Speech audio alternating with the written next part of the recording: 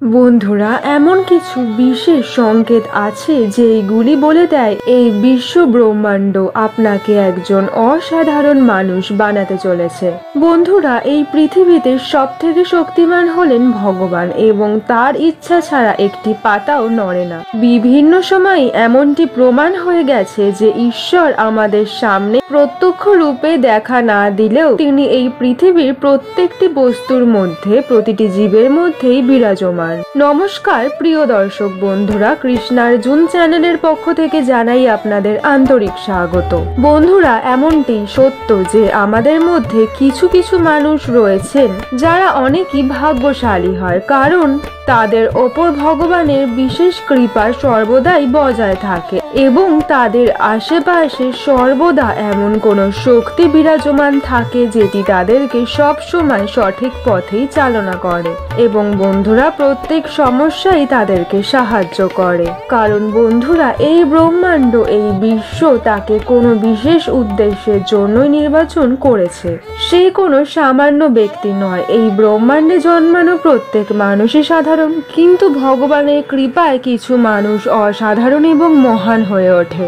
একজন মানুষকে সাধারণ থেকে অসাধারণ এবং মহান বানানোর জন্য ব্রহ্মাণ্ডের নিয়মে সেই মানুষটিকে অনেক প্রক্রিয়ার মধ্যে দিয়ে যেতে হয়। যখনই সে এতে সফল হয় তখন তার মাধ্যমে কিছু অসাধারণ কর্ম করানো হয় এবং সে হয়ে ওঠে মহান। বন্ধুরা, পরমাত্মা যাকে নির্বাচন করেন তার কোনো বিশেষ গুণ থাকে। দৈব শক্তি এমন মানুষকেই নির্বাচন করে যিনি নিজেকে সর্বদা সঠিক পথে চালিত করতে জানে এবং অপর ব্যক্তিকেও মার্গদর্শন করায়। কিন্তু বন্ধুরা, আমরা কিভাবে এটা জানতে পারবো যে কোন ব্যক্তির কাছে এই শক্তি রয়েছে? আমাদের প্রাচীন গ্রন্থে এমনই বলা আছে যে যার মাধ্যমে আমরা জানতে পারি কোন কোন মানুষের কাছে দৈব শক্তি আছে। প্রথমত বন্ধুরা, যে সকল মানুষের মধ্যে লোভ, হিংসা, কাম, ক্রোধ, মোহ এবং অহংবোধ কম মাত্রায় থাকে সেই সমস্ত মানুষ ভগবানের বিশেষ কৃপা পান।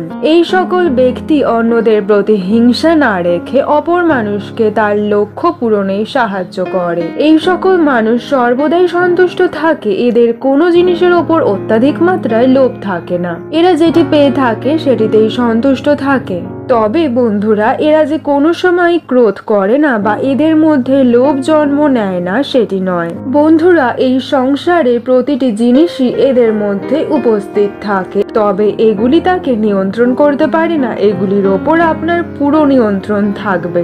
কোনো কোনো সময় ক্রোধ করা বাঞ্ছনীয়, কারণ যদি কেউ আমাদের দেশ মাতাকে অপমান করে, দেশের মেয়েদের অসম্মান করে, তবে রাগ করাটাই বাঞ্ছনীয়। দ্বিতীয়ত বন্ধুরা, আপনাদের মনে যদি সর্বদাই ভগবানের প্রতি ভক্তি বজায় থাকে, আপনারা যাই কর্ম করুন না কেন তার মধ্যেও পরমাত্মার সাথে যদি আপনাদের সম্পর্ক বজায় থাকে, তাহলে এটি নির্ভুল যে আপনি পরমাত্মার দ্বারা নির্বাচিত হয়েছেন। আপনি সব মানুষের থেকে আলাদা। তবে বন্ধুরা, এমনটা একেবারেই নয় যে আপনি আপনার সমস্ত কাজকর্ম বাদ দিয়ে সারাদিন রাম নাম জপ করবেন, বরং আপনি আপনার সমস্ত কাজই এত নির্ভুল ভাবে করবেন যে কেউ বুঝতেই পারবে না আপনার মনে অন্য কোনো ভাবনাও রয়েছে।